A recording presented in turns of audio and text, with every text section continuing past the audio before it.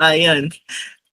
So, ayun na nga, dapat May 16 show ko ng 30 minutes special kaso hindi ako makapag-show ng maayos dahil nasa labas ako nung time na yun.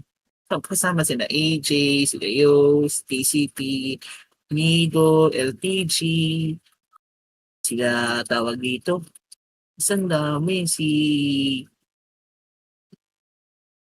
basta marami sila nakalimutan ko na yung iba, pati yung mga taga TBRO, ayun. Sina Ninyo, ay ito na, hindi pala dito. Wag na. Nakakapagod kasi ito. Ayun.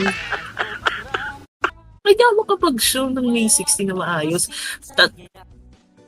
Tapos yung May 30, yung second episode, biglaan naman sabi ko, wag muna Tita Mips Moms.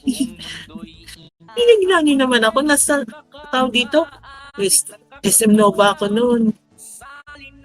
Tawag dito, habang nagsusugoy, palabas na kami nung kumukulan pa, naglupa kami.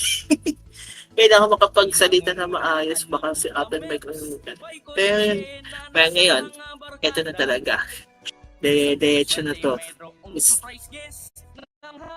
Diretso na tong episode na to from 10 to 11 episode. Ayun pa. So, ayun